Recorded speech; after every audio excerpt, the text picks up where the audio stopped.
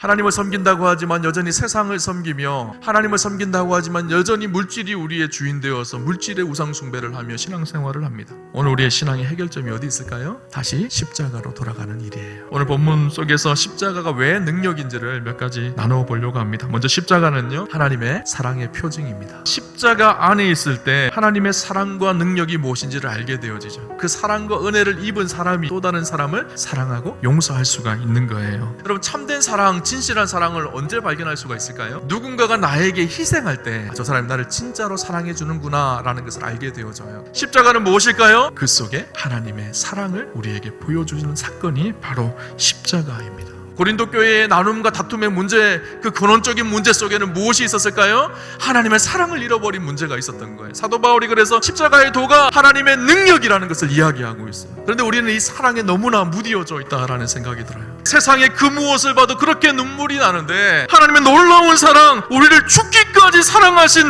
하나님의 그 십자가의 사랑 앞에서 어느 순간 눈물이 메말라져 있는, 오늘 우리의 모습은 그런 모습은 아닌가요? 두 번째요, 십자가는 우리로 거룩하게 살아가게 하는 능력이 있습니다. 그럼 십자가를 가까이 하면요, 십자가가 우리를 경건하게 이끄는 것을 경험하게 되어져요. 그리스도와 함께 죽고 사는 사람들은요, 자기의 탐욕과 욕심과 정욕을 십자가에 못 박고 살아간다는 거예요. 여러분, 안타깝게도 우리가 예수를 믿는다고 하지만 여전히 육신의 정욕을 따라 살아가는, 그래서 십자가의 원수의 삶을 사는 사람들이 얼마나 많은지 모릅니다. 사도 바울은 빌립보 교인들에게 편지를 보내면서 너희가 예수를 믿으면서도 너희가 여전히 정욕과 욕심에 이끌리며 살아가는 십자가의 원수된 삶을 살고 있다라고 그렇게 이야기합니다. 빌립보 3장 18절 19절에 보면 이렇게 얘기합니다. 십자가의 원수의 삶을 살다가 멸망하는 사람들의 특징이 무엇인가 하면 그들의 신은 배라는 거예요.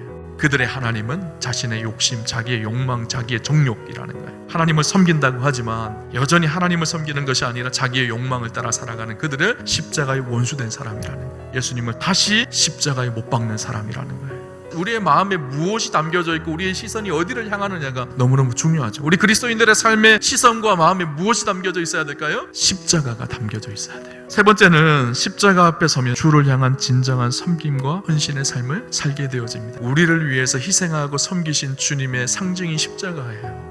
당신의 몸을 죽기까지 내어주신 희생과 헌신의 모습이 십자가 속에 보여지죠. 사도 바울은 십자가의 은혜를 경험하고 나서 그리스도의 남은 고난을 내 육체에 채운다는 거, 이제는 더 이상 나를 위해 살아가는 인생이 아니라 그리스도의 남은 고난을 내 육체에 이제 채우며 살겠다는 거예요. 진짜 십자가를 경험한 사람은요, 스스로 그리스도를 위해서 낮아지고 섬기는 삶이 되어질 수밖에 없습니다. 혹시나 우리의 신앙이 아직도 지극히 개인주의적인 이기적인 신앙 속에 머물고 있지 않는가요? 자기의 기도 제목을 잘 들여다보시면 알 수가 있어요. 많은 사람들이 기도하지만 자기의 욕망을 채우는 기도가 될 때가 얼마나 많은지 모릅니다. 여러분, 우리의 시선을 우리 안에 있는 우리의 담장을 넘어서서 하나님 나라를 보는 축복이 있으셨으면 좋겠어요. 그것이요, 십자가를 바라보는 사람들의 삶의 모습인 거예요. 그래서 오늘 사도 바울은 십자가가 하나님의 지혜이고 능력이다, 그렇게 말씀하고 있는 것이죠. 고난주간을 보내면서 우리 사랑하는 성도님들 안에 이 십자가의 능력이 회복되어지는 축복이 있었으면 좋겠습니다. 나의 연약함 속에 십자가를 통해 일어나는